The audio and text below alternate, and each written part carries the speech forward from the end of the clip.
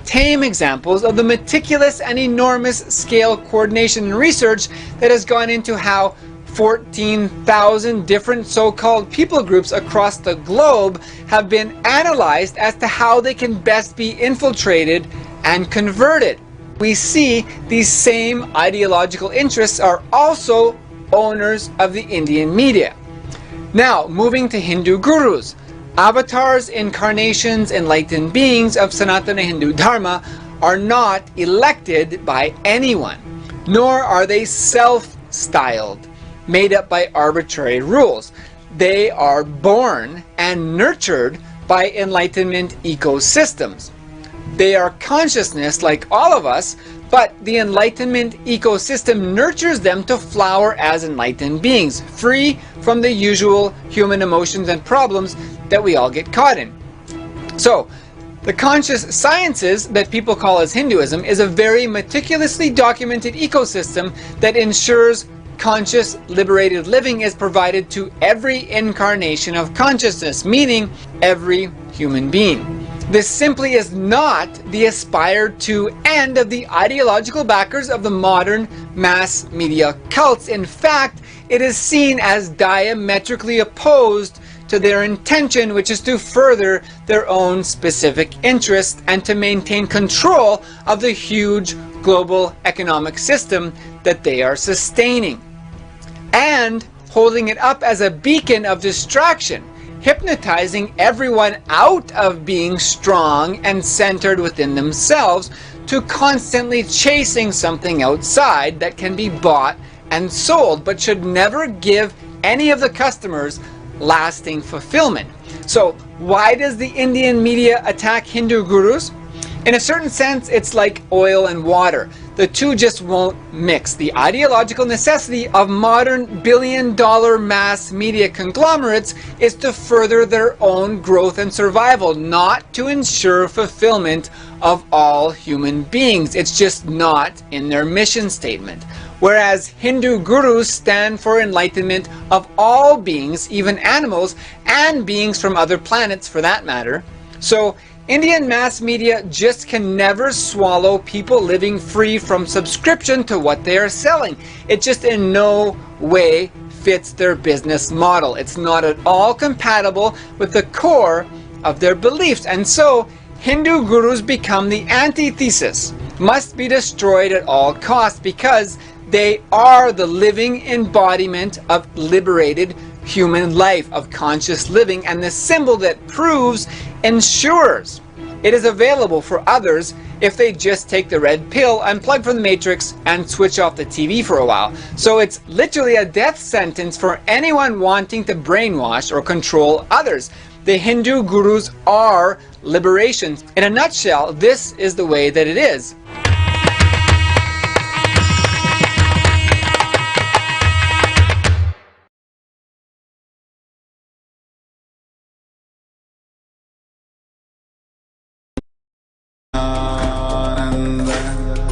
Paramashivam.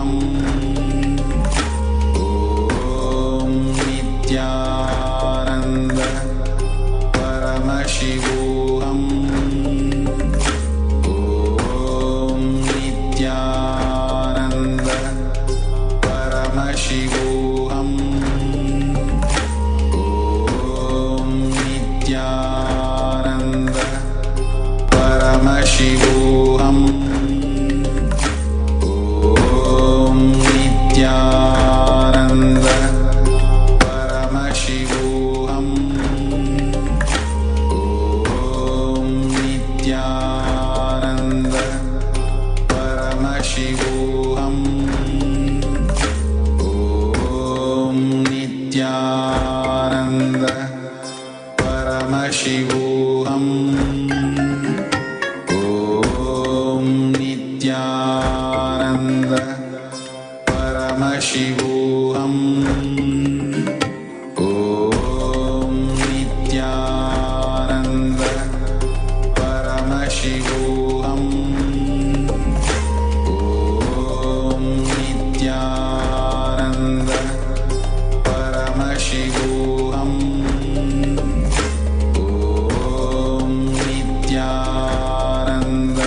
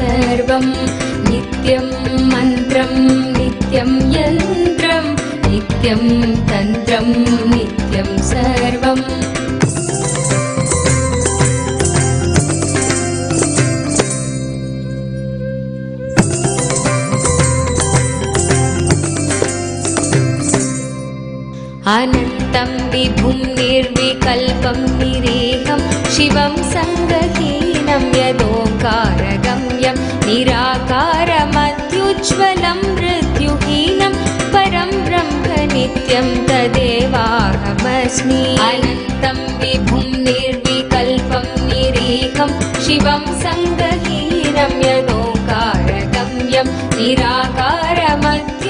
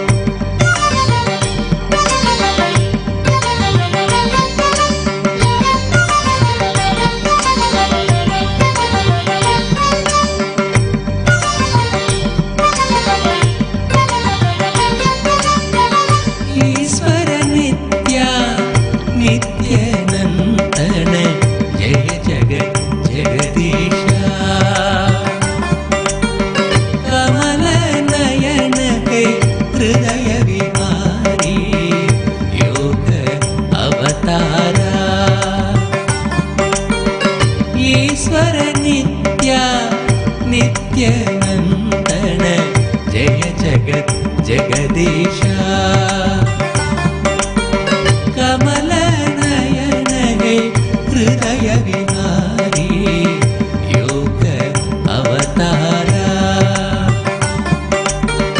गजमुग गजमुग सुरमुनिवन्दित नित्य गुणशीला गजमुग गजमुग सुरमुनिवन्दित नित्य गुणशीला ईश्वर नित्या नित्यानन्दन जय जगत् जगदीशा कमलनयन हे हृदय विहारी योग अवतारा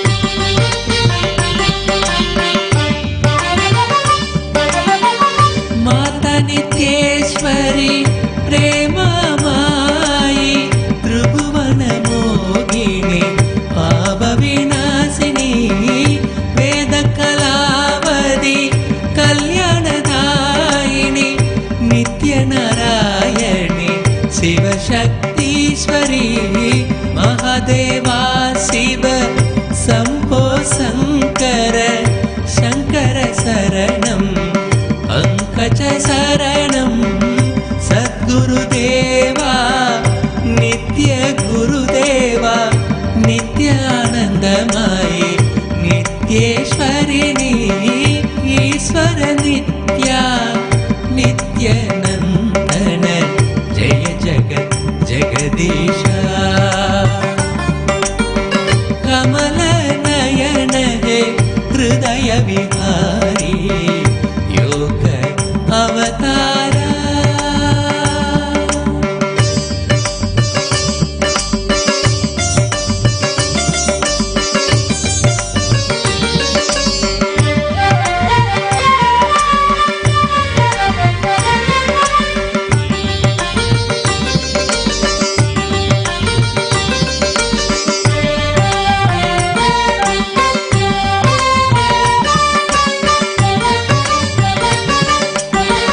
जय गुरुनाथ शिव गुरुनाथ ओम जय गुरुनाथ शिव गुरुनाथ दीनदयाळ सच्चिदानन्द शरणं शरणं नित्य गुरु शरणं नित्य निरञ्जन ज्योति स्वरूपा ओम नमः शिवाय नित्याय नमः सदाशिवरञ्जनी नित्यनिरञ्जनी मङ्गलगुरुमाता नित्येश्वरिणी ईश्वर नित्या नित्यानन्दन जय जगत् जगदीशा कमलनयन हे हृदय विहारी नित्य अवतारा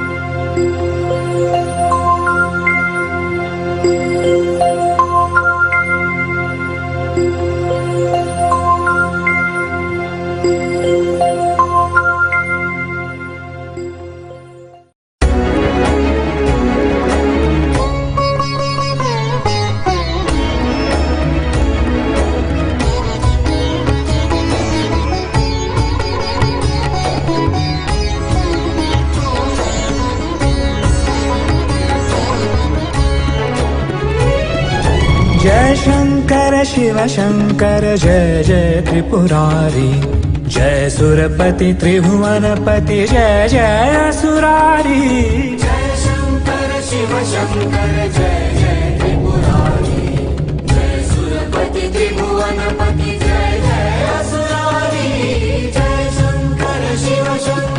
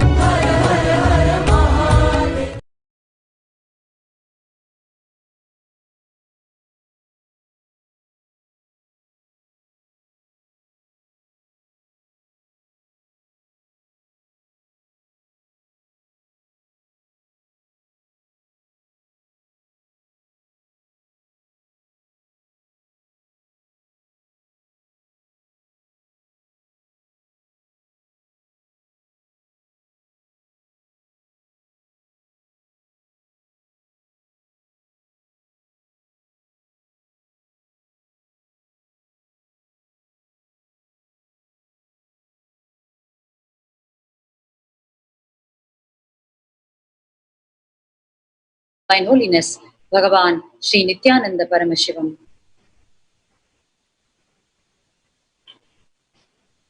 A very warm welcome to all the viewers of Nithyananda Television, gathered from all over the world, from all walks of life, especially today on this very auspicious occasion of the Dwajarohana, which is the flag hoisting for the Chittirai Brahmotsava, which is the month-long festival which happens in the Madurai Meenakshi Amman temple, in the temple city of Madurai in South India. Devi Meenakshi, Parashakti herself, the divine consort of Paramashiva himself. The first 15 days of this festival celebrates the Pattabhishekam, the coronation of Devi Meenakshi as the queen of the Pandya kingdom, and celebrates her victory over all the worlds, where she engages in defeating all the countries of the world except Kailash, where Paramashiva himself accosts her, and she is suddenly, she receives the sudden, the revelation about her own life at that moment when she is beholding Paramashiva in front of her eyes and realizes that he is her very divine consort. And the festival then enacts the complete divine marriage ceremony of Devi Meenakshi, Parashakti, and Lord Sundareshwara, Paramashiva. This most beautiful and sweet Chittirai Brahmotsavam festival is commencing today in the temple city of Madurai, where the great Meenakshi Amman temple is located. And in all the temple monastery complexes, the Sarvagnya Peetams established by Bhagavan, His Divine Holiness, Sri Nithyananda Paramashivam, the Dwajarohana happens today, marking the beginning of this Chittirai festival. And today we are all going to witness live the Dwajarohana, the flag hoisting, at Adi Kailasa, the spiritual headquarters in Bengaluru, and of course in the divine presence of Bhagavan, presided over by Bhagavan. So on this auspicious day, when the Meenakshi energy is specially gracing us, blessing us, and as we await the live darshan of Bhagavan for today and the live Nithyananda satsang for today, during which we will also be witnessing the Dwajarohana, we request each of you to kindly share this live feed so as to connect more and more people to this extremely auspicious happening. And may Meenakshi's energy, Devi Meenakshi's energy, shower on each one of us. Let us earn the punya of connecting as many people as possible to the sessions of this morning, which are very special, marking this auspicious occasion. Let us take a minute off to share this live feed. Share it with all your social media groups, friends, relatives, family, and connect as many people as possible to this divine and auspicious occasion.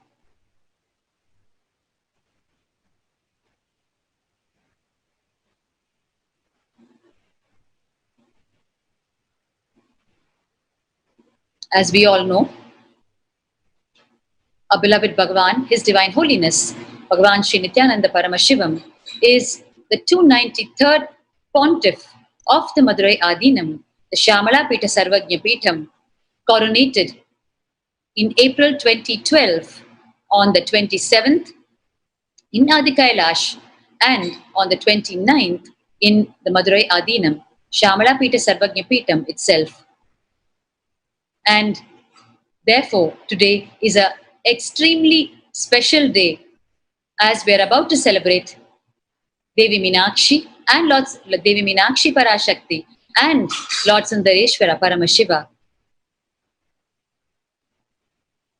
While we are waiting to enter into the further segments of the satsang, please do continue to share the live feed and connect more and more people so more and more people can receive the energy of Devi Meenakshi, Parashakti and Lord Sundareshwara, Paramashiva. We have been having a series of live satsangs by Bhagavan every single day, while amidst all the celebrations of Hinduism and the great traditions of Hinduism, on one side, the persecution against Hindu gurus and incarnations is continuing. And in the wake of this, a huge clarion call from the side of Bhagavan has been happening through a series of live satsangs, where Bhagavan is on a series of awakening discourses on the subject of Stop the Hindu Holocaust. If, as a global community, if humanity itself does not stand and stop the Hindu Holocaust, the loss is going to be that of each one of us, whoever we may be, whichever class, creed, gender, nationality, religion, because it is the Hindu solutions, which is the cosmic principles, which is the need of the hour today for each one of us to start living. Only because we lost touch with the cosmic principles and started violating them, that we have landed ourselves in a global crisis today, which is not merely a coronavirus, but a result of the collective negativity, of the collective violation of the cosmic principles. Therefore, Bhagavan has started this extremely crucial and extremely important series of satsangs on the subject, Stop the Hindu Holocaust. Hinduism is not a religion.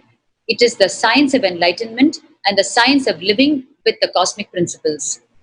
And therefore, it is extremely important for every individual on the planet Earth to stop the Hindu Holocaust so that the Hindu gurus and incarnations, sannyasis and sadhus can continue their deep sacrifice and boundless compassion in teaching the cosmic principles of Hindu Sanatana Dharma to humanity at large.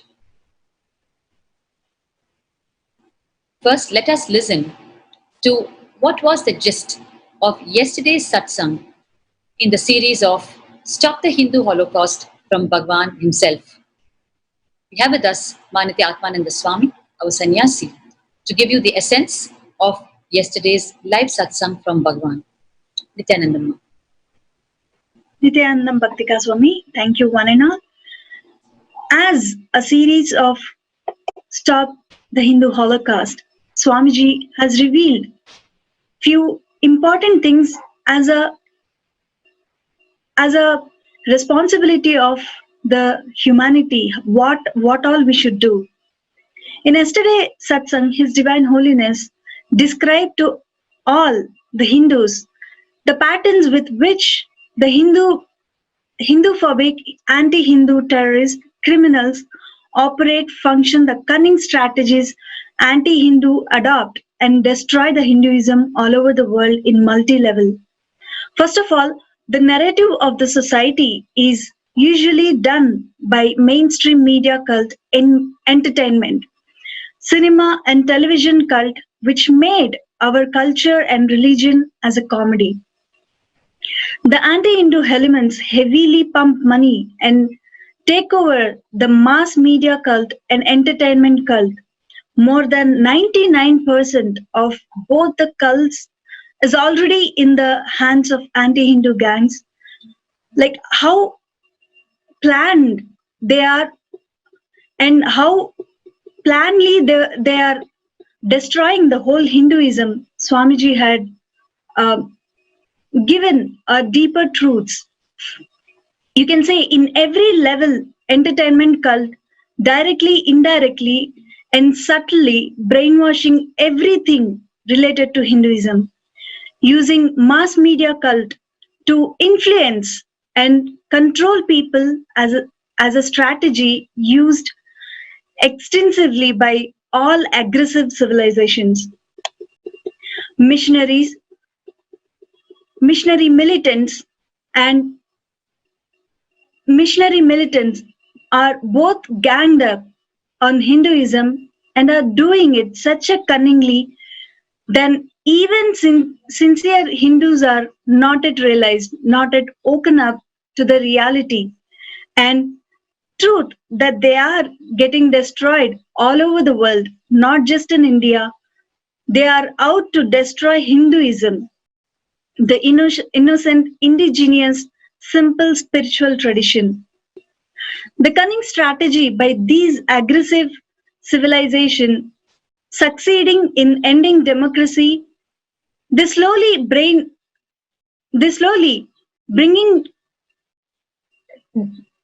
dictatorship and eliminating completely the other religion.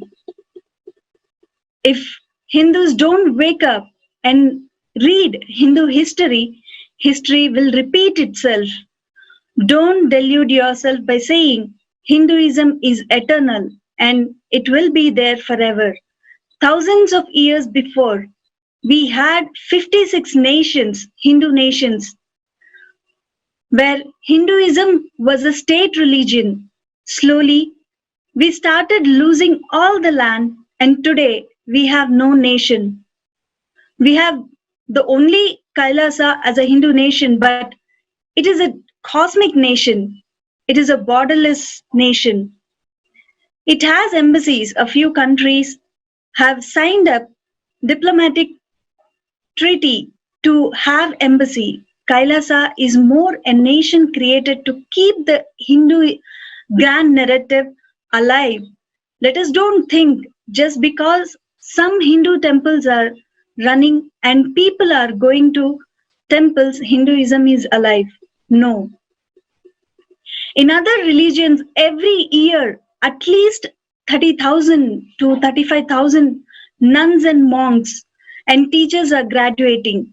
But in Hinduism, hardly handful of people are coming forward.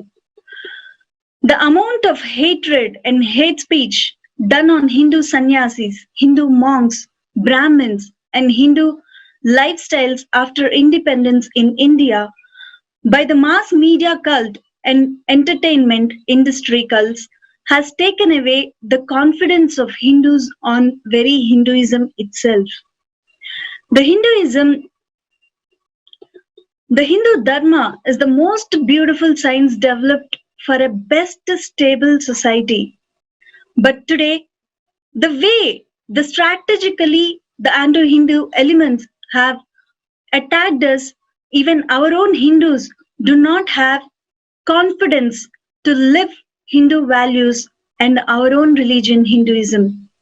Even in the literature, in the education circle, we'll be surprised that not even 1% of Hindu chairs are all over the world is occupied by practicing Hindus. Making a large number of practicing Hindus and bringing back the glory of Hinduism. Hindus should study full-time Hinduism.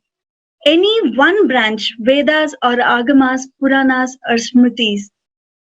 His Divine Holiness declared that he will be bringing the glory of the past by establishing the model Varnashrama Dharma, where responsibilism is encouraged.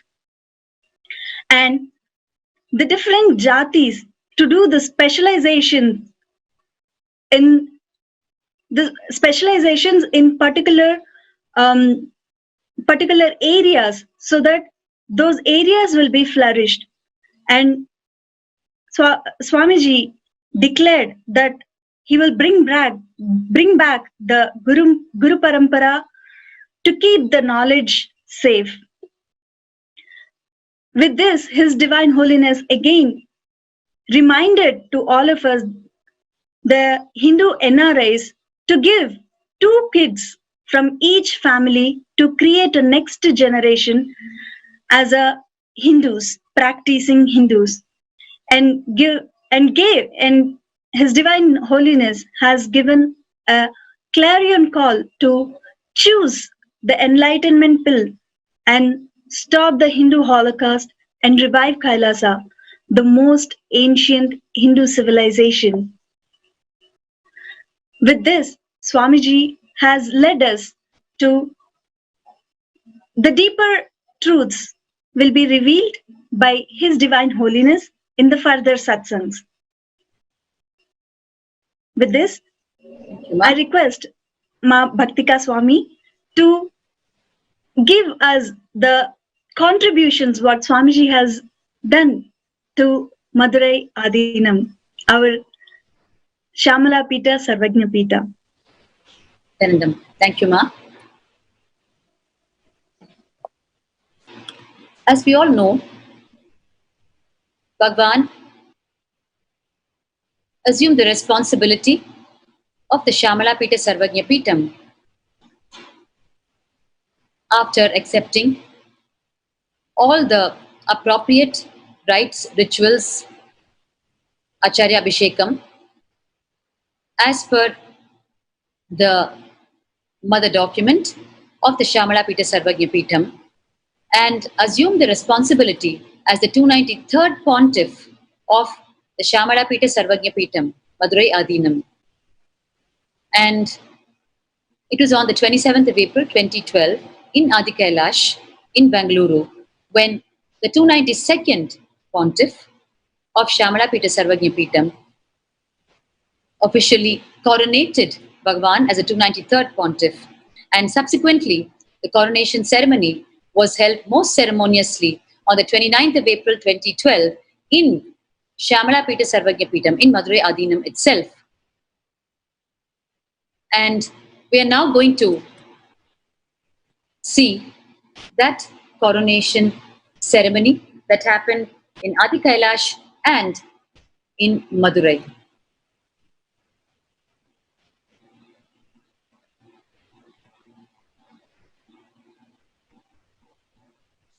After that coronation started unfolding huge and untiring work from the side of Bhagwan, right from starting to restore the Madurai Adinam from its existing state, and soon hundreds of devotees from all over the world responding to the call of Bhagwan came to Madurai Adinam and stayed there for several weeks, and completely led by Bhagwan himself, the entire operations of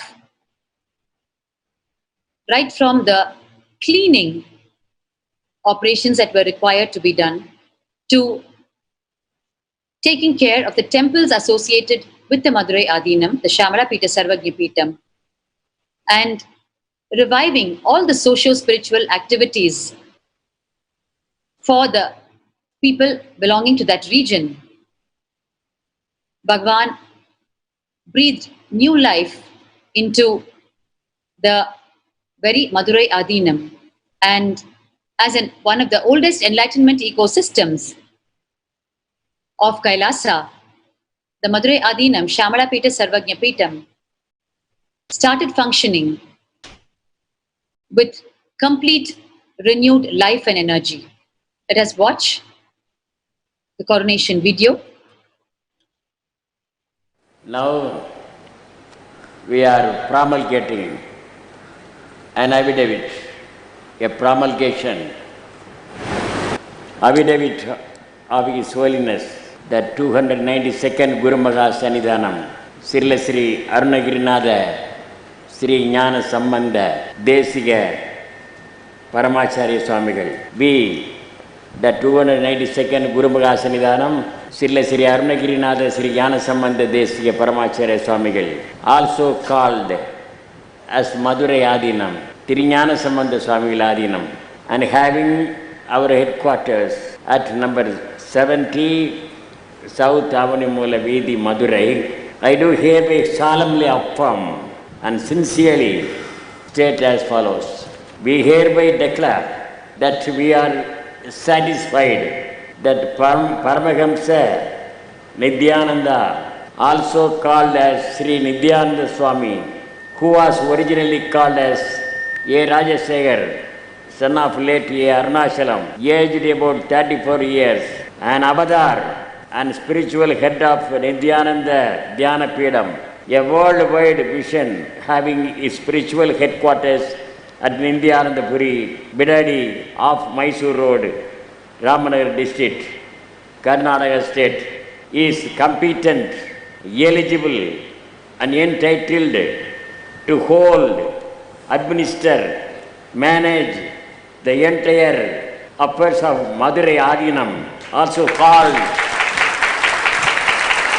as Tirujnana Sambandha Swamigal Adinam. We hereby declare, nominate, enthrone, coronate and appoint Paramahamsa Nithyananda, also known as Sri Nithyananda Swami, the 293rd Guru Mahasannidhanam of Madurai Adinam, with a title of His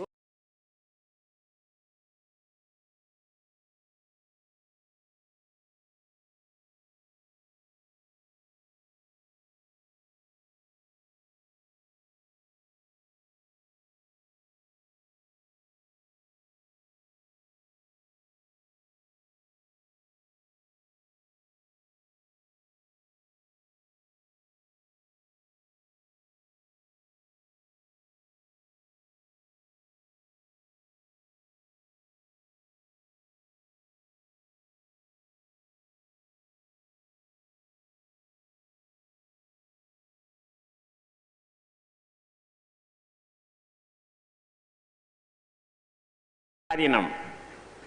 Now we are signing in the deponent column.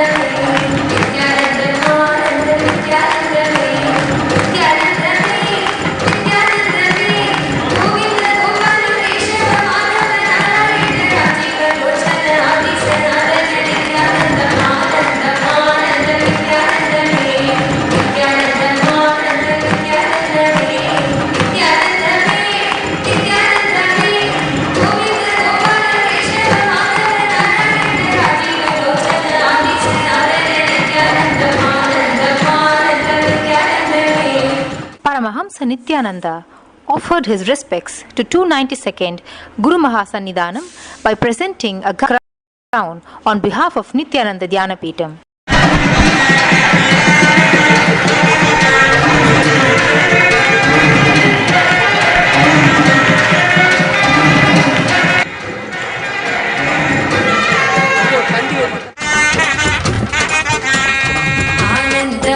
Anandam Nithyanandame, Nithyanandam Anandam Nithyanandame, Anandam Anandam Nithyanandame, Nithyanandam Anandam Nithyanandame, Nithyanandame, Nithyanandame, Govinda Anandam Anandam Nithyanandame, Nithyanandam Anandam Nithyanandame, Anandam Anandam Nithyanandame, Nithyanandam Anandam Nithyanandame, Nithyanandame, Nithyanandame.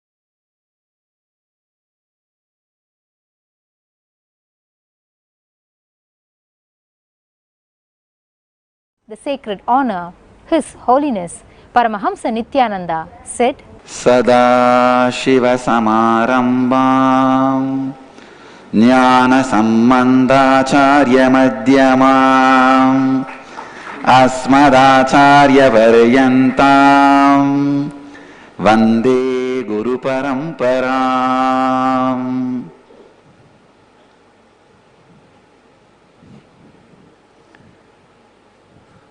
I offer our humble respects, devotion and salutations on behalf of me and the Nithyananda Dhyanapeetham at the sacred feet of Srila Sri Arunagirinada Jnana Sambandha Desika Paramacharya Swamigal, the 292nd Guru Mahasannidhanam of Madurai Adinam.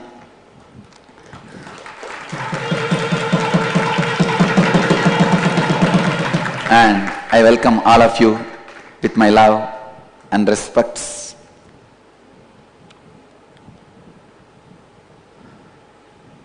With all the humbleness, divine grace, I hereby declare I accept the responsibility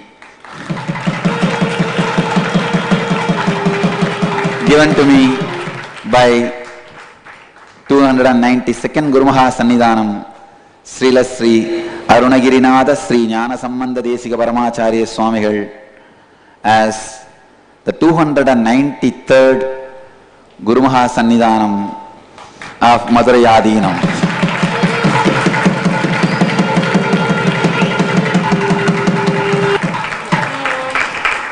Here, I take the commitment of making Madurai Adinam as an international religious organization.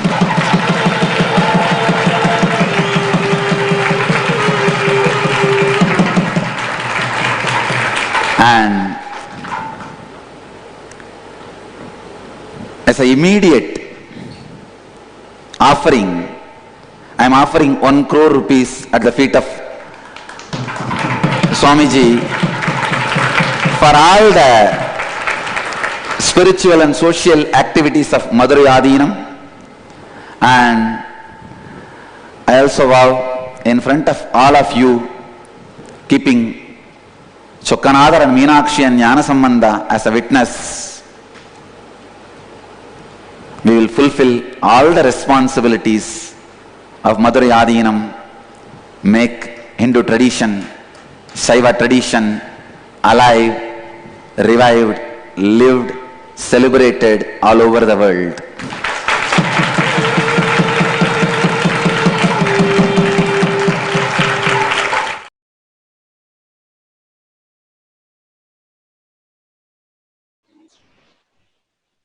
Yes.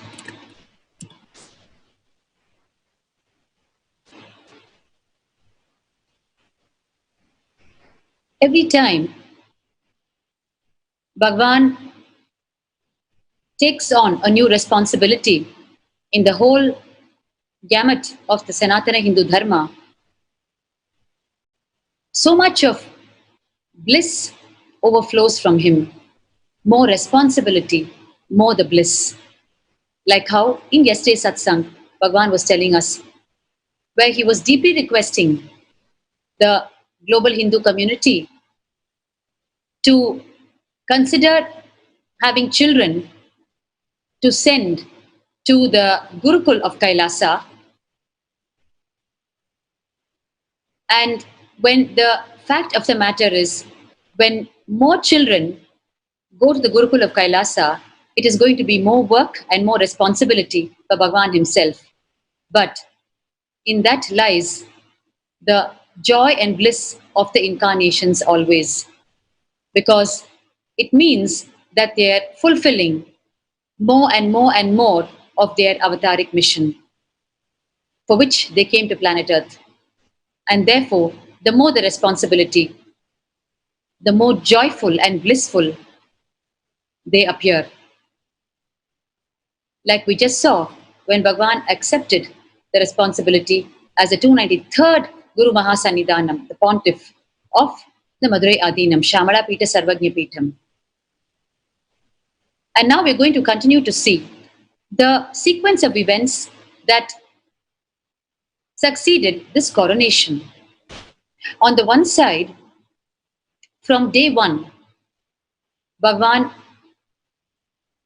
started a huge series of operations on the Shamala Pita Sarvagnya Pitam, starting from a huge cleaning operation.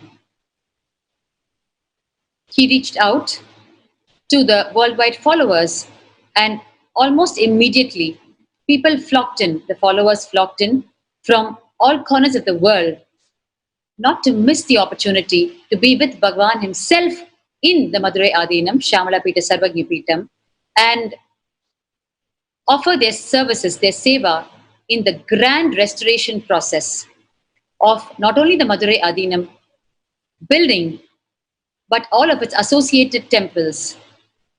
The 4 temples associated with the Madurai Adinam in Tirupurambiyam, Kachanam, Kanjanur, and Pannagathiril. Beautiful Shiva temples in all of these 4 places. So a very grand revival and restoration operations, spearheaded, led by Bhagwan himself, started soon after the coronation.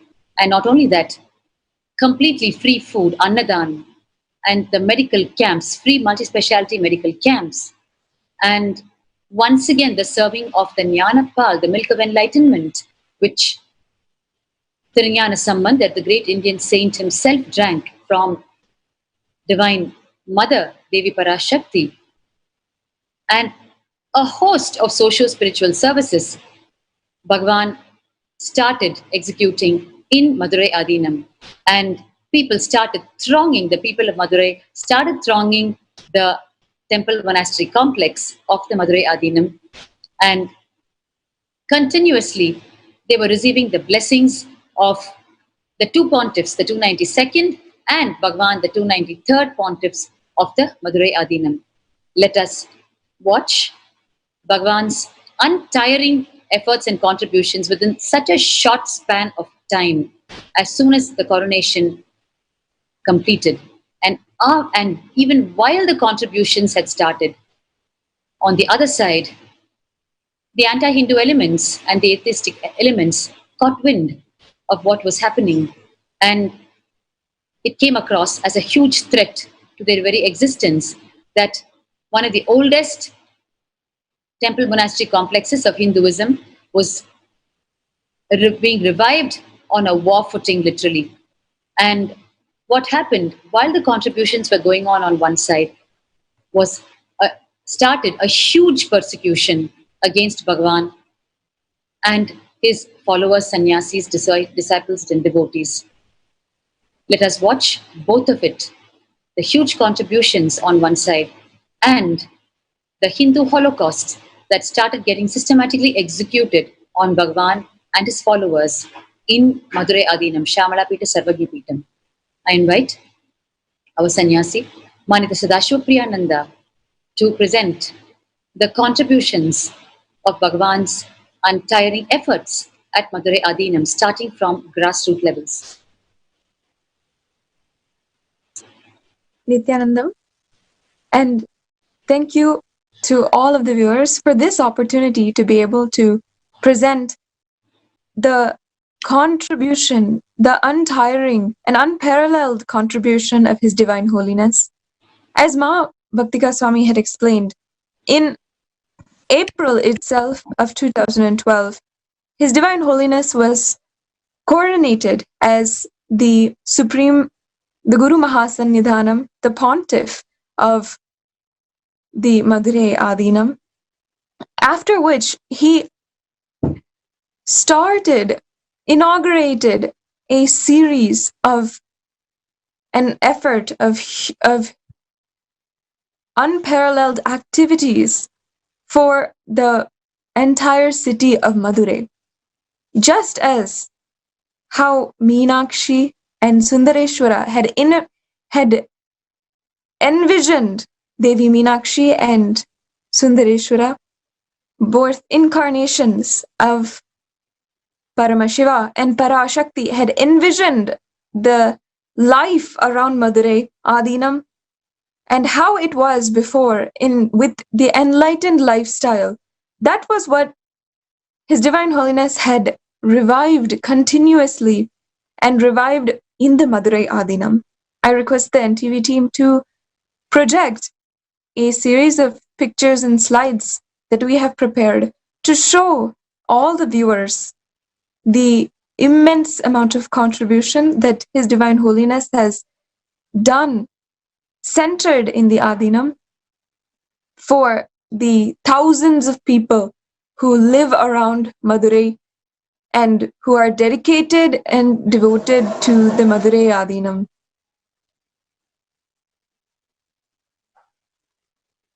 His Divine Holiness started at the very first level, giving free food, free nutritious vegetarian organic food to the people of Madurai, the surrounding villages, and anyone who comes to the Adinam. At least 2,000 people were given food every single day. 2,000 people flocked the Adinam and were served free food. They had been given this opportunity, as it is in the Upanishad itself, to create and share food with no rules and no limitations, how much ever they ask, until there's no hungry stomach. As it is told in the Upanishad itself, Swamiji revived that tradition in the Madurai Adinam with every day continuously having Annadhan, the free service of nutritious food. So as you are seeing now as well, His Divine Holiness spearheaded the ambitious and much needed revival of the ancient temples and mutts that are associated with the Madurai Adinam. The first example of which you can see is how he himself volunteered and started the service, cleaning the cobwebs, cleaning and entirely renovating the Kanjanur temple. You can see that at that time, much of the temple was unable to be taken care of, to the point where the vahanas, the items, many of which had become used and old because they were not taken care of properly. For whatever reason, for much of the intervention by anti-Hindu forces, the temples were not being able to be taken care of. And that is why many of the items, the atmosphere became extremely old, dusty, to the point where even to be inside the temple, you needed to wear surgical masks and protective gear.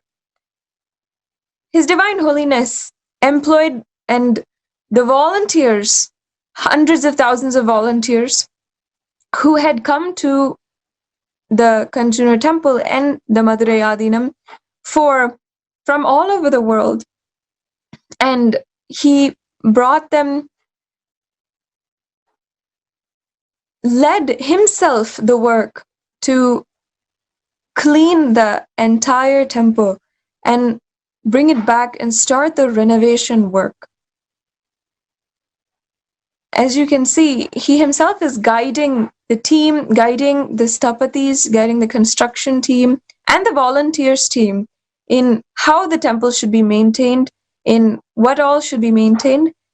Actually, the Kanjanur temple had long been undergoing construction work in the main Gopuram as well, and this was taken up with full speed again by His Divine Holiness.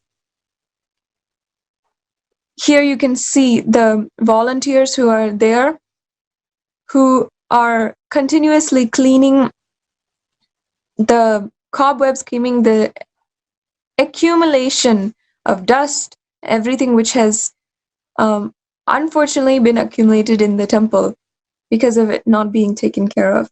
And these are the different types of renovations that His Divine Holiness started in the temples associated with the Shyamala Pita, Sarvajna Pitam. Not only that, in the Madurai Adinam itself, His Divine Holiness started the renovations, including painting and reconstruction of the windows, doors, much of which had been undergoing a lot of damage, or accumulated damage. And the followers of HDH volunteered to do this work and do this seva in order to completely revive the Madurai Adinam and the associated temples, in order to create the atmosphere for people to live the enlightened lifestyle, which His Divine Holiness continuously role modeled and inspired others to live. These are some of the construction work that was going on. Not only that, His Divine Holiness had blessed restarting, giving the divine Jnanapal as Tirtham to all of the visitors of the Madurai Adinam. More than 2,000 people had come to the Adinam every single day when His Divine Holiness was there and physically there working. And for each person, they waited in lines to just receive the sacred Jnanapal blessed by His Divine Holiness. himself and given. This tradition was started just ages ago, and before, now it is revived once again. As you can see, people were just standing in line, standing in queues, just waiting for receiving the Jnanapal, which was a tradition that now His Divine Holiness had revived once again. Now you can see, as per the tradition in the Upanishad of giving, creating and sharing free food, nutritious, organic meals, over 2,000 people were served food in Annadhan every single day. They were welcomed, sat in lines traditionally, and were able to eat as much as they would like every single day as they had come to the Adina.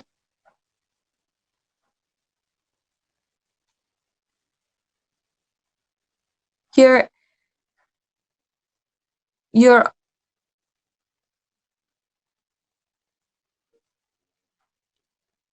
also able to see the guests who are served in the traditional banana leaf.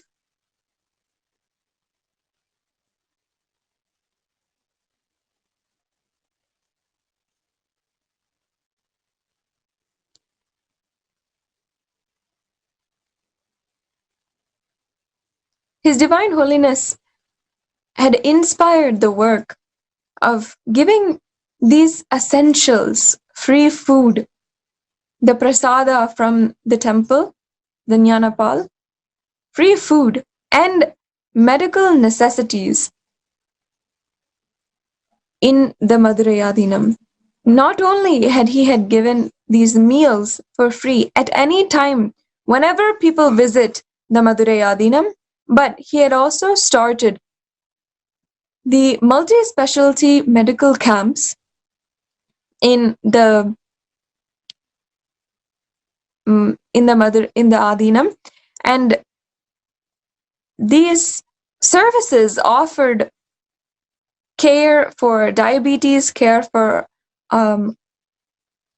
blood pressure problems, and including dentistry and dental problems, dental issues, every different kind of basic care, and as well as spiritual healing and so forth, was all offered to the people completely free of cost. His Divine Holiness even had doctors being made available, certified doctors, in order to give their expertise, the diagnosis for whatever ailments these people have. And not only that, the equipment needed, such as ultrasound and other equipments needed for diagnosing these different ailments that people have, was also provided. All of this completely free for charge for the people who came and needed these services.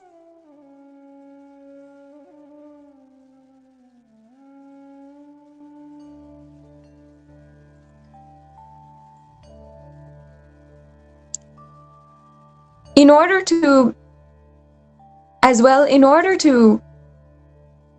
teach to the entire living surroundings, to the civilization that lived in Madurai, His Divine Holiness also started continuously offering the basic level programs and inner awakening.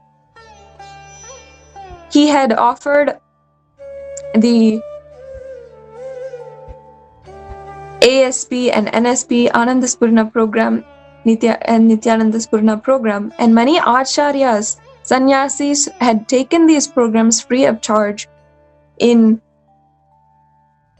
the Madurai Adinam. And not only that, he himself gave Sarvadarshan to anyone who had come to the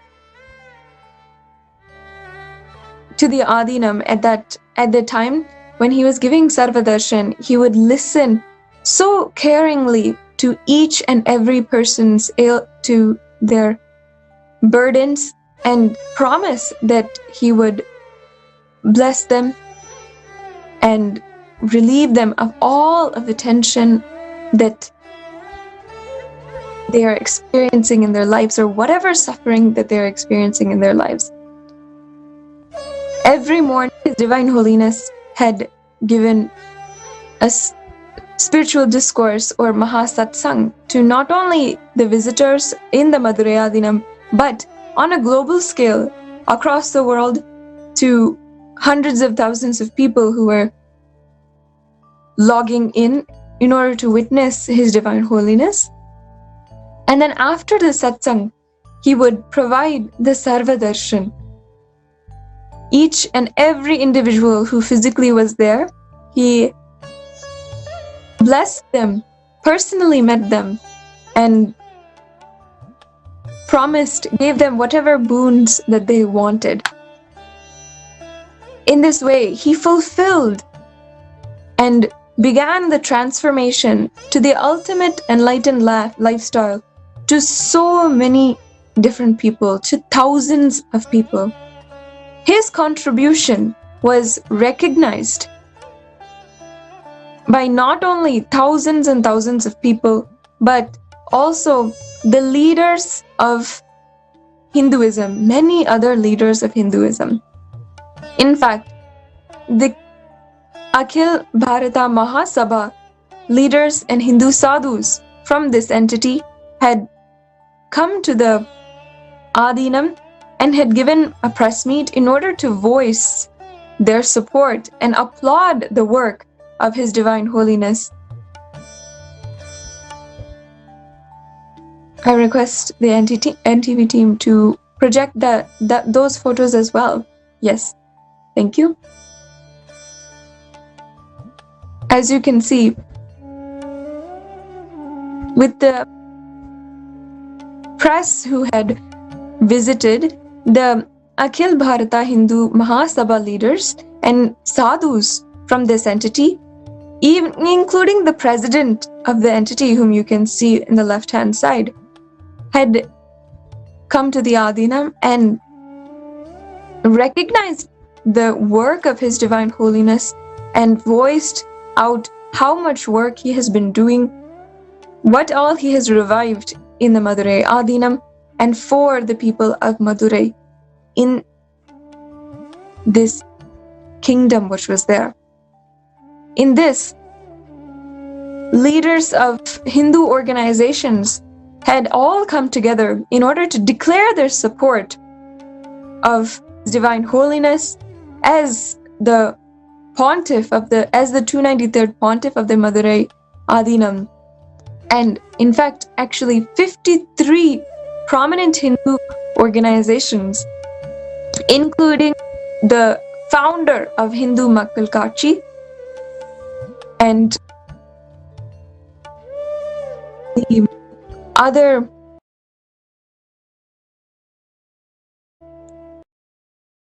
Hindu organizations, their extreme support in what His Divine Holiness had started and revived in the Madurai Adinam. This gathering was held in order for all the Hindu leaders to gather and to voice their support in the work of His Divine Holiness and how to continue it forward and how to protect the work of His Divine Holiness in the face of so much of persecution by many anti-Hindu forces and many invested forces against Hinduism. Another esteemed sadhu as well, the Atma Chaitanya Maharaj of the Tiruchendur Adinam, had spoken out as well on the work of His Divine Holiness.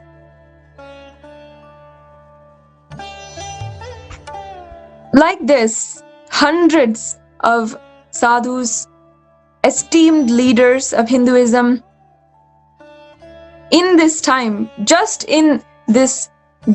within 2 months of being coronated as the Pontiff of the Shamalapita, Sarvajñapita, the Madurai Adinam, within 2 months, so many people had come forward, voiced out their support, and voiced out how much work had been done by His Divine Holiness, and inspired by him. Thousands of people attended and worked in the Madurai Adinam in order for the revival of the enlightened lifestyle which he had started. After all of this, it was extremely shocking and a clear persecution by anti-Hindu forces when several media associated people and violent gangs had started attacking His Divine Holiness and the sannyasis of His Divine Holiness of the Nithyananda order. Ma Bhaktika Swami can also now go into exactly how the persecution happened, specifically in this time, specifically against his work, and in order to stop his work in the Madurai Adinam. Yes. As always, the moment the actual revival of the Hindu Dharma and the Hindu solutions start, the anti-Hindu elements start the persecution as well. This we have seen ever since the year 2000, when Bhagwan declared his public mission for humanity to establish Kailasa, the only Hindu nation. So once Bhagwan's contributions, his untiring effort and work, and his ability to inspire the people towards their higher spiritual growth and the continued socio-spiritual activities that he started in full swing through the Shamalapita Sarvajñapita Madurai Adinam. The moment he started the operations, the anti-Hindu elements and atheistic elements started executing extremely malicious, extremely dangerous, and as always, life-threatening attacks, assassination attacks on Bhagwan, his sannyasis and sadhus. Like we just saw, in spite of 53 Hindu organizations coming together to pledge their support to Bhagwan in his assuming responsibility to Shamalapita Sarvajñapitam, in spite of that, the persecution started and could not be stopped in a way that we would think it would be possible. That is the whole might of the ongoing Hindu Holocaust, and therefore started a series of false allegations against Bhagwan and a series of petitions being filed by the anti-Hindu elements demanding the cancellation of the very appointment of Bhagwan as the 293rd Pontiff of the Shamalapita Sarvajñapitam.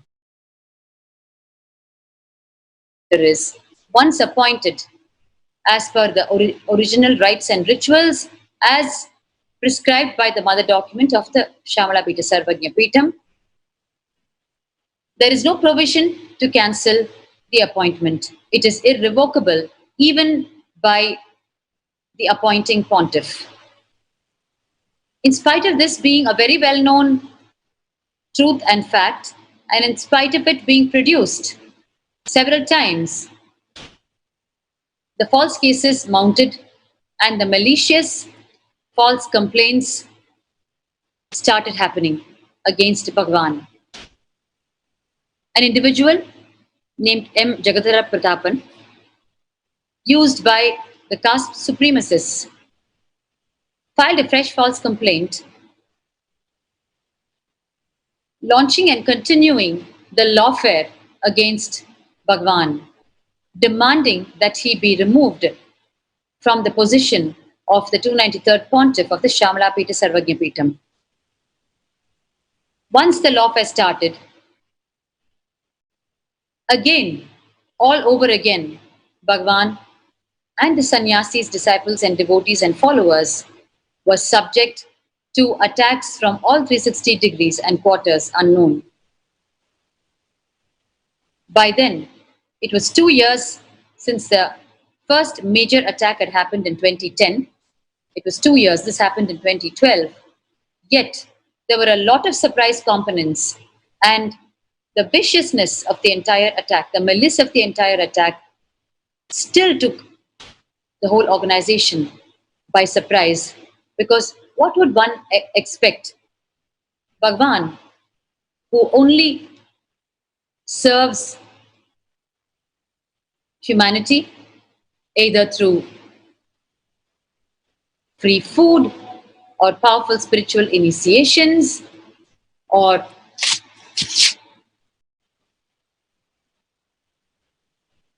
powerful cognitions, the great satyas and truths from the Paramashiva Jnana and Vijnana, or the continued humanitarian services on the other side in terms of the free medical camps and free counseling, free spiritual guidance, and a host of socio-spiritual activities.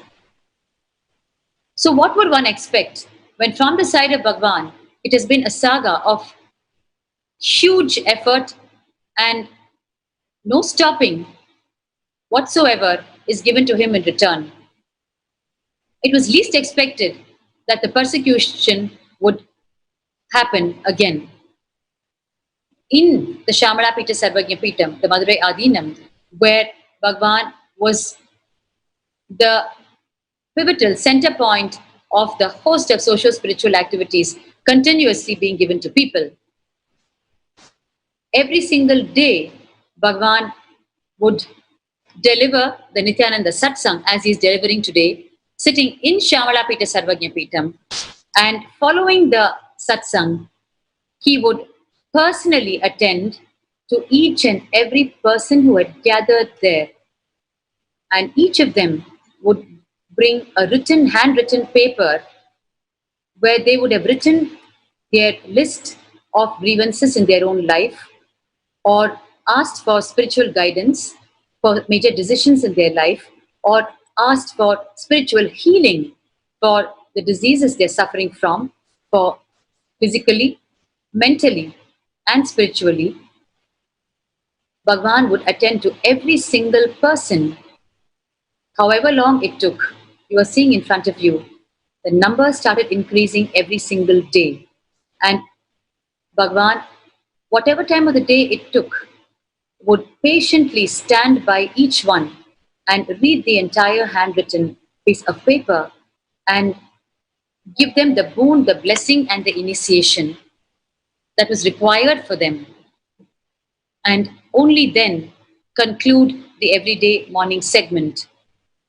And people started gathering in huge numbers as the news spread about the huge benefits people were experiencing from the healing touch of Bhagwan and from his powerful cognitions and from his powerful initiations, the meditation programs. The numbers started increasing and the persecutors had to step up their operations. they started filing more and more false complaints, as you are going to see.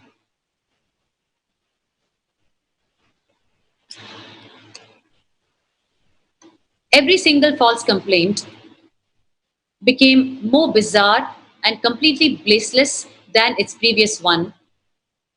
And in spite of the 292nd Pontiff, the Guru Mahasannidhanam, kept calling for press conferences and addressing the ongoing persecution, the lawfare against Bhagavan, he kept clarifying that it was an appointment that was done and there was no question of revoking it and there was no need to execute lawfare and to please steer clear from the Shamalapita Sarvajnapitam. In spite of his repeated requests, the lawfare continued. And individuals, advocates, were used as instruments by the anti-Hindu elements. And under different names, different false complaints were filed. And the single prayer was to remove Bhagavan as the 293rd Pontiff of the Shamalapita Sarvajnapitam, which could never be done because the very mother document of the Shamalapita Sarvajnapitam very clearly mentions that once appointed, as per the tradition, the rites and rituals, there is no question of revoking even by the appointing Pontiff.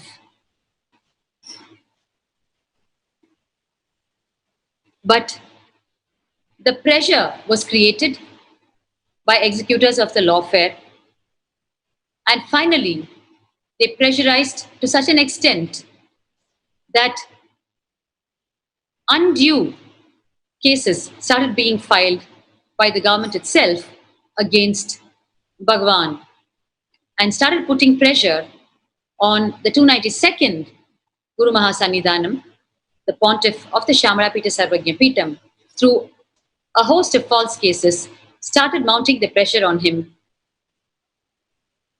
to falsely declare that he is cancelling the appointment, although everyone knew that it could never be cancelled. And ably supported by the mass media cult, which created its false narratives by then, the anti-Hindu elements started stepping up their operations and attacks. There was no limit to the absurdity and falsity of their complaints. They started accusing Bhagavan of storing tiger skin inside the Shamalapita Sarvajnapitam. And not only that, as you can see now in front of you, the complaint that tiger skin was being stored inside the Shamalapita Sarvajnapitam caused even a raid to happen of the premises, which was like how we have been discussing the past few days and weeks. Mindless raids have been conducted and reported by the mass media cult without presenting the fact of the matter and why and how the raids were ordered, just based on a completely baseless, false complaint by the anti-Hindu elements. These raids were conducted, causing huge inconvenience to Bhagavan and the 292nd Pontiff and all the followers who had gathered there in large numbers to continue the restoration and revival operations of this very important enlightenment ecosystem of Shamalapita Sarvajnapitam. And the absurdity of the narratives, false narratives of these complaints reached its peak when a particular complaint was filed claiming that, and when he went there, he was personally served what you call the tirtham, the holy water infused with intoxicants, and it was served to him by none other than Bhagwan and the 292nd Pontiff himself. And the complainant, the false complainant, had reached an inebriated state. And while he was in that state, the complaint says, Bhagwan and several women there were in compromising positions on beds made of wet tiger skin and elephant tusk. I don't have to mention the absurdity, the malice, the brutality, and the complete, I'm at a loss of words, the complete absurdity of this complaint. Just based on this complaint, inquiries happened, which was more shocking than anything. Instead of the complaint being tossed out, this hugely absurd complaint was entertained and investigation was done. And the false complaints started mounting. Every single false complaint had the same prayer: to remove, to eliminate Bhagwan as the 293rd Pontiff of the Shamalapita Sarvagya Peetham. As always, the focus was elimination. And that became more obvious than ever, because the anti-Hindu elements started supporting their false complaints with any amount of absurdity in their complaints to the authorities. And therefore, Bhagwan and his followers had to be prepared for any surprise from any corner. And yet, amidst the lawfare that was going on against Bhagwan, the socio-spiritual services of Bhagwan continued. And then the operations were stepped up. What happened was the anti-Hindu elements started physically assaulting Bhagwan, his sannyasis and followers, anywhere and everywhere, wherever they were engaged in the restoration work and the revival work of the Shamalapita Sarvagya Peetham. You can now see Bhagwan continuously on the move from the word go. From the time he was coronated, he started executing his responsibilities as the 293rd Pontiff of the Shamalapita Sarvagya Peetham. And you can now see this short video where Bhagwan is visiting the Kanjanur temple that belongs to the Shamalapita Sarvagya Peetham, the Madurai Adinam. He is visiting the temple with so much of bliss and enthusiasm and a huge plan in mind, a vision how to restore the temple. He, along with the 292nd Pontiff, embarked on a huge trip to visit each and every property belonging to the Shamalapita Sarvagya Peetham to see how it can be revived and made fully functional to re-establish the enlightenment ecosystem. Let us watch this visit to the Kanjanur temple by Bhagwan.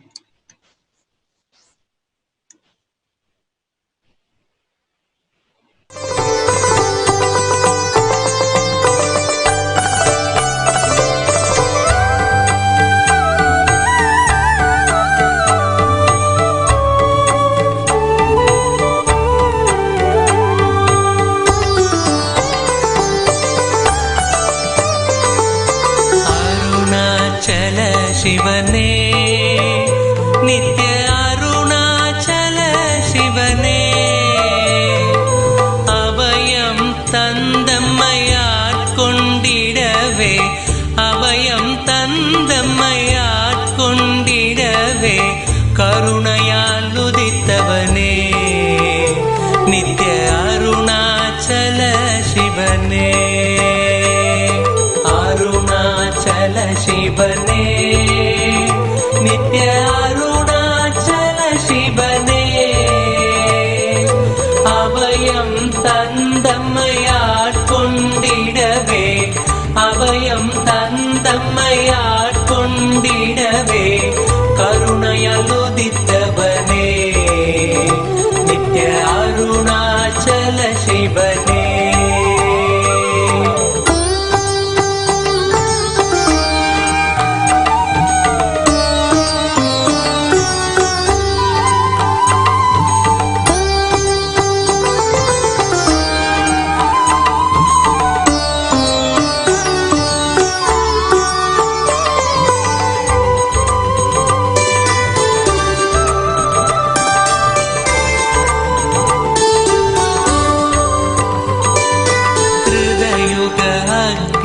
த்ரேதையில் மாணிக்கம் துவாபரத்தாமிரமாம் உயர் துவாபரத்தாமிரமாம் கலியுகம் உய்ய அருணாச்சல இந்த கலியுகம் உய்ய அருணாச்சல திரு மலையன எழுந்தவனே நித்ய அருணாச்சல சிவனே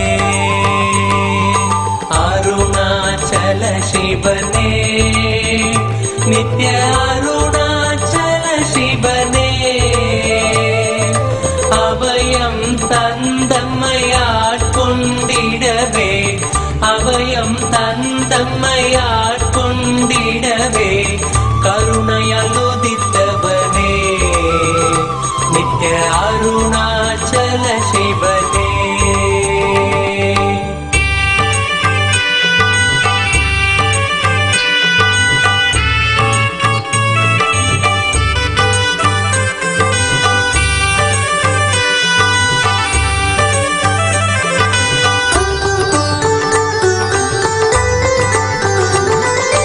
உன்முகம் சென்றதில் அன்பு மலர்ந்திட ஆனந்தம் தருபவனே நித்ய ஆனந்தம் தருபவனே கல்மணம் தாண்டியும் இன்முகம் நினைந்திட கல்மணம் தாண்டியும் இன்முகம் நினைந்திட முக்தி அளிப்பவனே நித்ய அருணாச்சல சிவனே அருணாச்சல சிவனே நித்ய அருணாச்சல சிவனே அபயம் தந்தம்மையாட்கொண்டிடவே அபயம் தந்தம்மையாட்கொண்டிடவே கருணையால் உதித்தவனே நித்ய அருணாச்சல சிவனே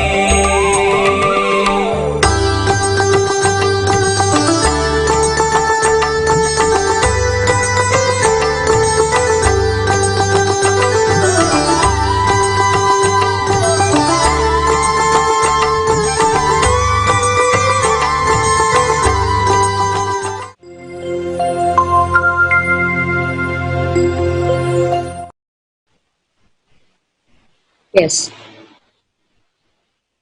While Bhagavan is seen here overflowing with bliss in continuously visiting all the temples and the other places where he needs to start executing his responsibilities as the 293rd Pontiff of the Shamalapita Sarvajna Peetham.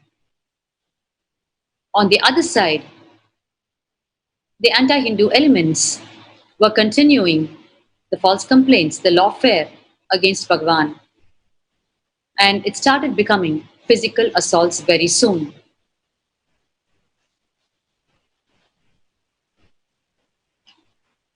You can further see that once the sannyasis, followers and disciples started engaging in very visual revival of this enlightenment ecosystem of Shamalapita Sarvajna Peetham, of renovation work, improving the hygiene conditions, and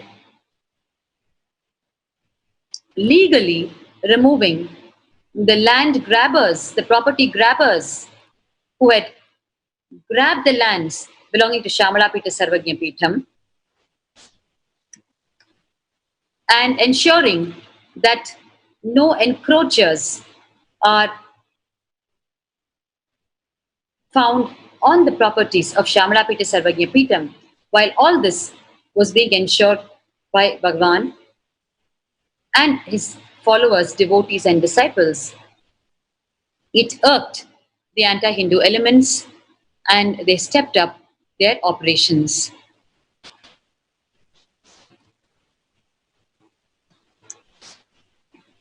You can now see in front of you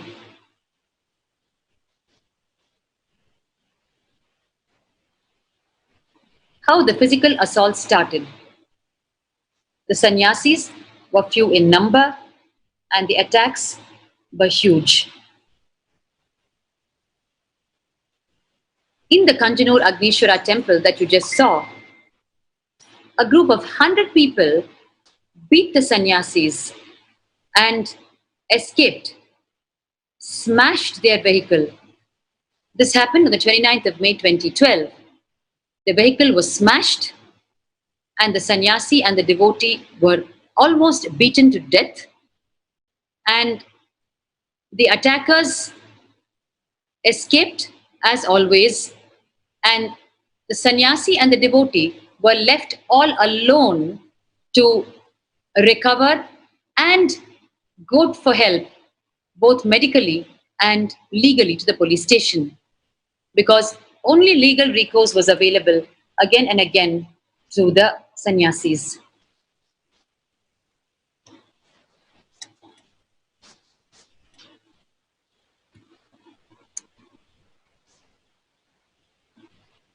Yes.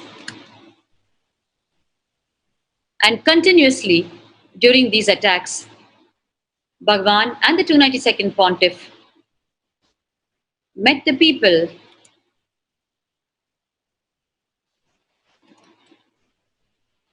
and continued to clarify. They met the press and continued to clarify and explain the kind of persecution that was executed on them.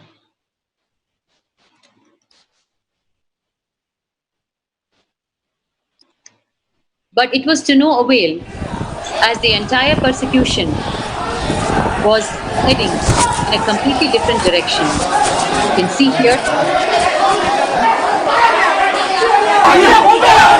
the innocent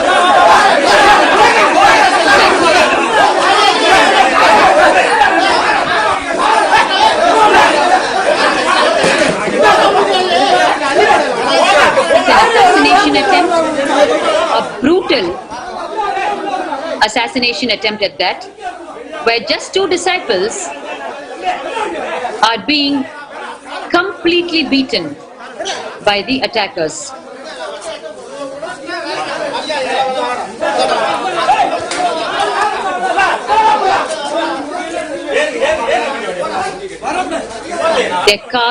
Their car is smashed, the vehicle is smashed.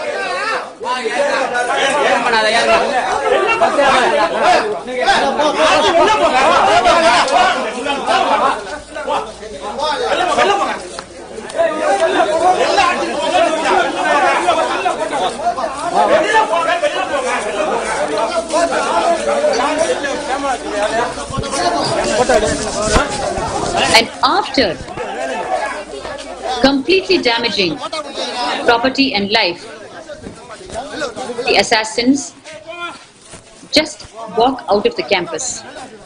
What right does it give to kill another life, or to even intend to kill another life? This is exactly what we've been hearing from Bhagavan. Ahimsa, non-violence, is so important. Bhagavan has been telling us through the everyday morning satsang in the series of Stop the Hindu Holocaust talks that non-violence is the only solution for the future. And you can see in front of your eyes how such deep violence is being meted out to innocent sannyasis, Hindu sannyasis.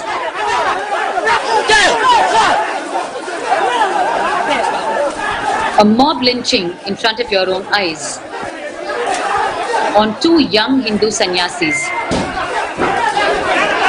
We can't help but go back to the lynching and brutal murder of the Kalpavrikshagiri Maharaj and Sushilgiri Maharaj, the 2 Hindu sannyasis, the Mahants of the Juna Akhada,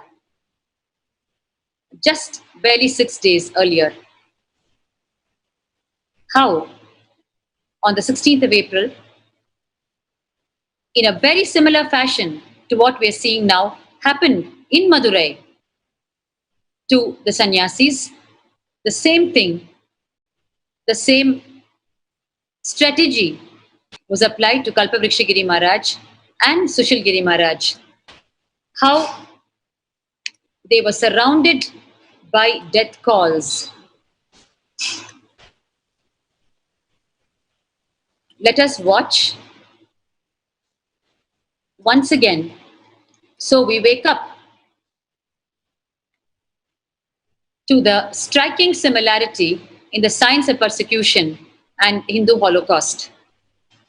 The science of persecution of Hindu gurus, incarnations, sannyasis and sadhus, and the Hindu Holocaust.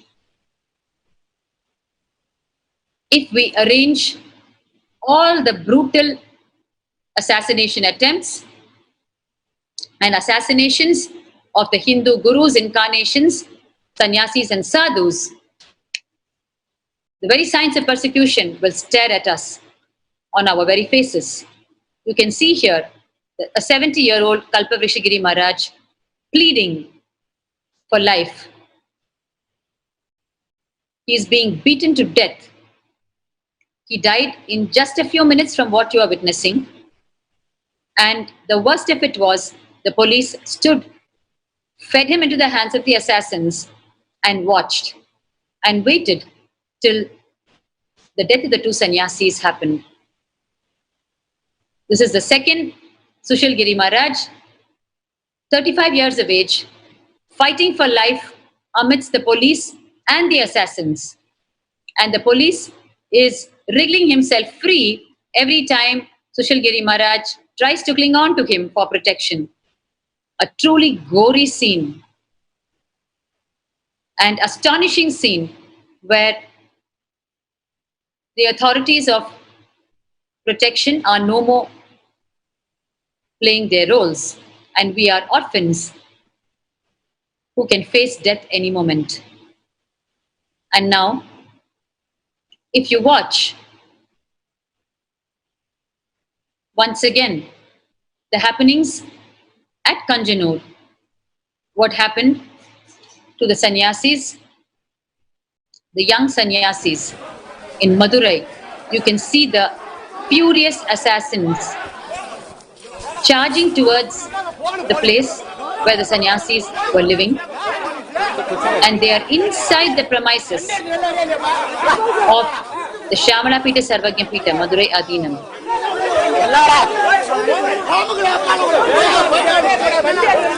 They are huge in number compared to the 2 sannyasis and advancing on them with so much of fury and muscle power.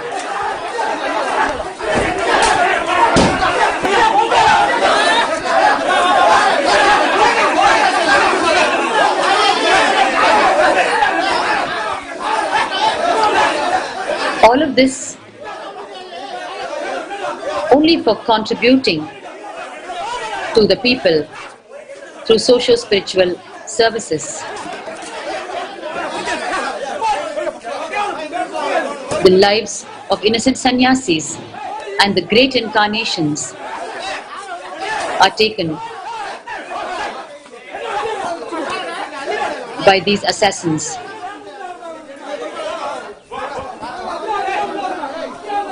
And by the time the assassins back off, the entire damage is done.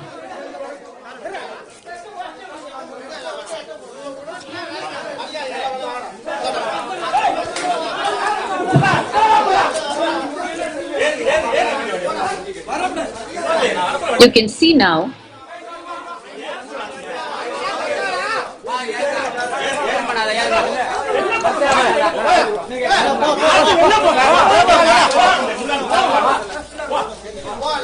what happened to those two sannyasis, to the sannyasi and the devotee, who were attacked by this furious group of anti-Hindu elements. They were left to fend for themselves with their car smashed. They went for legal recourse. No action was taken on the complaints. You can see here in front of you now the damaged vehicle of the brutally attacked sannyasi. Two of them versus hundreds of attackers, as you just saw. And here you can see in front of you the way their vehicle has been smashed, and they were hospitalized, and immediately Bhagwan and the 292nd Pontiff of the Shamalapita Sarvagya Peetham, both of them rushed to the hospital where the sannyasi and the devotee were admitted. They lay motionless, and you can see Bhagwan here giving them the assurance that he is on the top of what is going on, attending, taking care at every dimension, and assuring them, giving them healing. You can see Bhagwan passing energy, giving energy healing to the sannyasi and devotee, and assuring them that he is taking care of whatever needs to be taken care of. Pathetic scenes from the Hindu Holocaust. What does one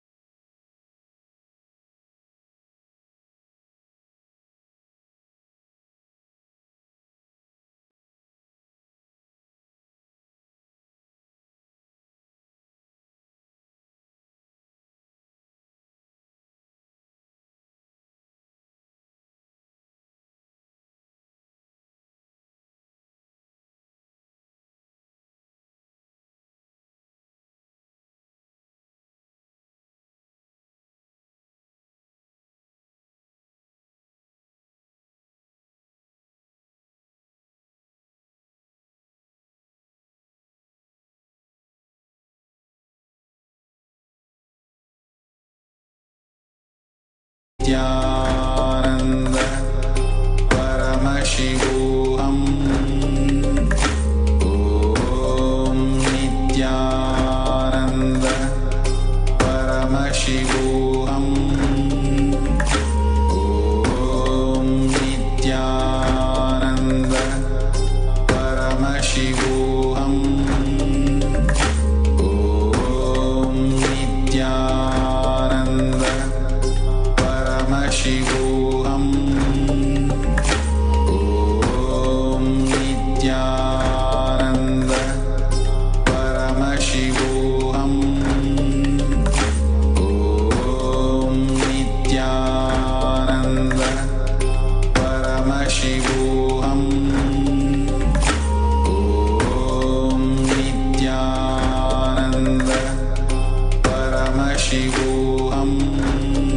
Nithyananda Paramashivam Om Nithyananda Paramashivam Om Nithyananda Paramashivam Om Nithyananda Paramashivam Om Nithyananda Paramashivam Om Nithyananda Paramashivam Om Nithyananda Paramashivam Om Nithyananda Paramashivam Yes. Sorry for the technical glitch. Simply because the anti-Hindu elements recognized that Bhagwan was on a very rapid pace reviving the enlightenment ecosystem of the Shyamala Pita Sarvajna Pitam, the Madurai Adinam. They struck again and again. The relentless persecution continued on Bhagwan, the 292nd Pontiff, as well as the sannyasis and sadhus. And it was extremely pathetic to see how continuously Bhagwan was giving back to the people the huge benefits of the socio-spiritual activities, of healing, of meditation programs, of powerful cognitions through satsangs, of sarvadarshans where you could personally meet him and give him your personal grievances through a handwritten letter and he would attend to it, while he was continuously showering through the enlightenment ecosystem of Shyamala Pita Sarvajna Pitam. He and the sannyasis were continuously persecuted. The same pattern of persecution from the side of the anti-Hindu elements and the same pattern of selfless and courageous service from the side of Bhagwan and his sannyasis and followers. You can now watch what Bhagwan gave to the people and what he got in return. Of course, the great incarnations, knowing what they're going to get in return, repeatedly come to execute the mission on the planet because they know that they are the only hope to humanity. So while the anti-Hindu forces come into play, theirs is to move on in their service, in their hard work and sacrifice, tyaga, and continue to deliver what they came for.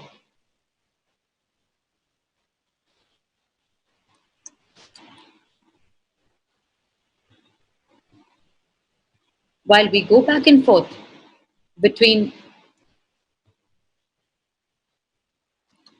the contributions, the unparalleled contributions in such a short span of time from Bhagwan and the brutal persecution that was executed in Madurai on Bhagwan and his sannyasis, it stands completely paradoxical.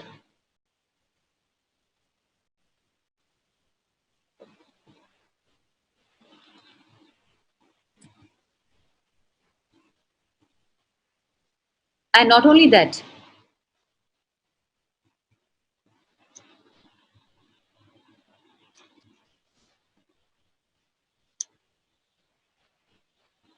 going back to,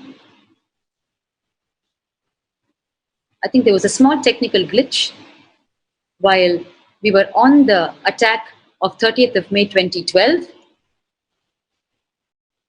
where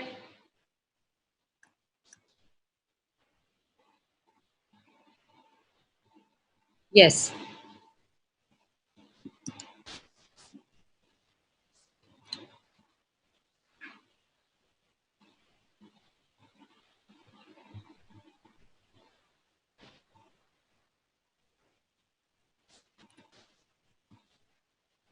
while Bhagwan and the 292nd Pontiff were on their circuit of untiringly day and night, visiting the temples and associated properties, which are the responsibility of the Pontiff of the Madurai Adinam, Shamalapita Sarvajna Peetam.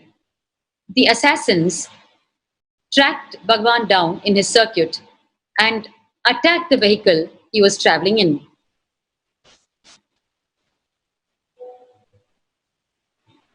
And they surrounded Bhagwan's vehicle, and it was they were just literally half a foot away from him.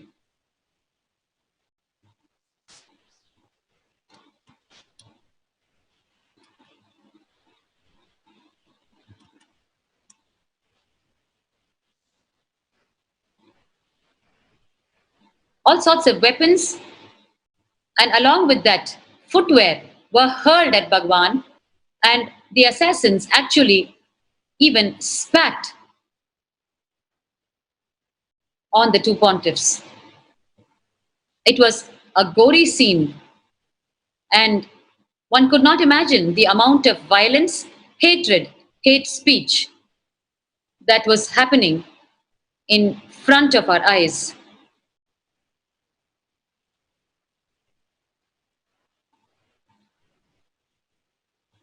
And while this was going on, in the vehicle that stood behind, where the followers were traveling, they were dragged out of their vehicle and beaten up by the assassins in front of the police as usual.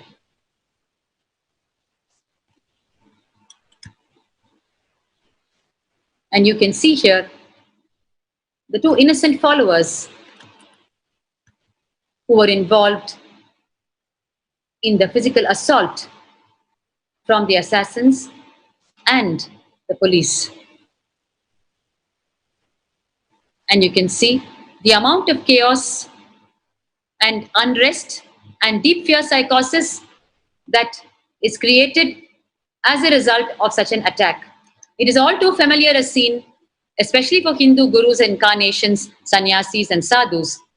And this young devotee was actually a monk in training. He was already on the path of brahmacharya, a Hindu monk. And this is the treatment meted out to him. Today, he is a successful sannyasi after enduring all of these life attacks. But on that day, when his life was attacked, he could have easily slipped and taken a decision to run away from the whole persecution. But he chose to stand up and endure it, face it, purely by the grace of his beloved Guru, Bhagavan, and Bhagavan's powerful cognitions and powerful initiations that he continuously gives his disciples and followers. You can see here the young monk on the training is being treated like an object. kicked around, beaten, thrown to the ground, hurled to the ground by the police themselves. Who can explain this scene? How can anyone at all explain the scene where the so-called protecting force is actually attacking the innocent monk in training?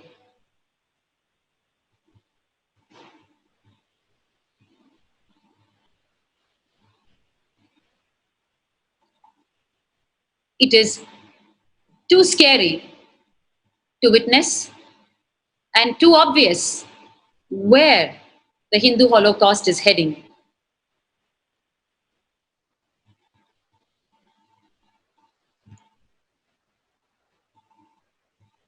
And widespread protests started happening, and this was supported, of course, by the mass media cult, as the entire system works in synchronicity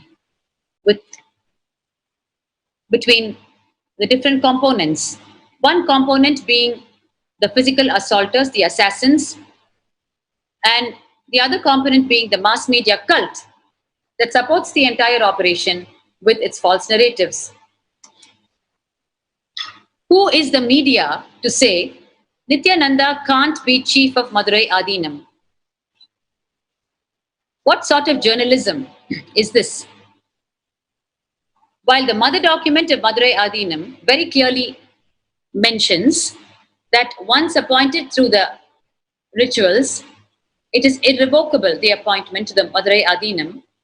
And on the other side, the 292nd Pontiff is explaining to the press media in the initial days on how it cannot be revoked. But of course, adequate pressure was put on him and he was forced by the anti-Hindu elements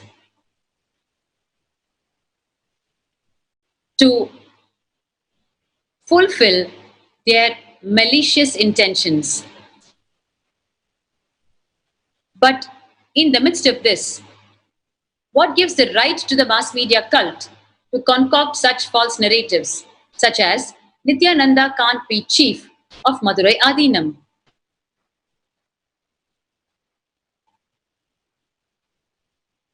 On the one side, lawfare, completely baseless. On the other side, Bhagavan continues his undaunted efforts and deep love for the people. And on the one side, he is continuously facing huge assassination attempts. Amidst all of this, the Hindu gurus, incarnations, sannyasis and sadhus are continuing their divine work. And you can see here what bliss Bhagavan radiates in being able to serve the people of that enlightenment ecosystem of Madurai, the very own ecosystem of Paramashiva and Parashakti.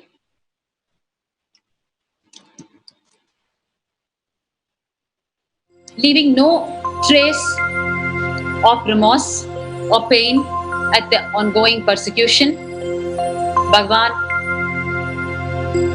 enduring all the life attacks on him and his sannyasis, continues with his vision, with his avataric mission.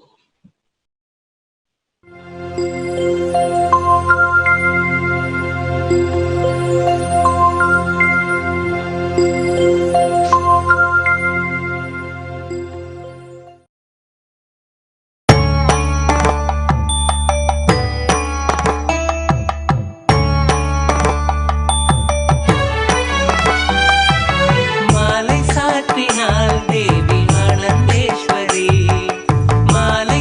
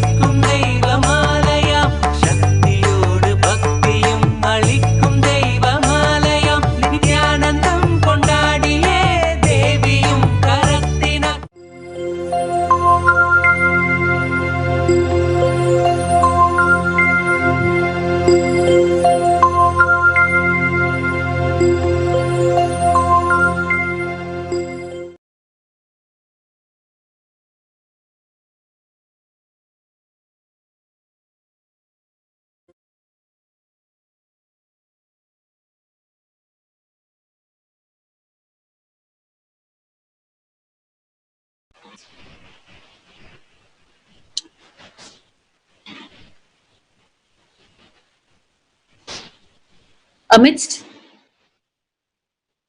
the continued persecution, the lawfare on one side, and the brutal assassination attempts on the other, and the hate speech from the mass media cult on one side, amidst all of this, the service through the enlightenment ecosystem of Madurai, of the Shamala Pita Sarvajna Peetham, continues till date. Even though an order was passed, succumbing to the mounting pressures of the anti-Hindu elements, that Bhagwan should no longer enter into the temple, the Madurai temple, or the Madurai Adinam. His services through the enlightenment ecosystem of Shamala Pita Sarvajna Peetham continues till date. Even amidst the coronavirus situation, the sannyasis at the Shamala Pita Sarvajna Peetham are offering the annadan, the free food, to the people. The sacrifice of Bhagwan can never be told. The hard work and the unstopping, relentless service to humanity continues. You can see now the services of the Shamala Pita Sarvajna Peetham,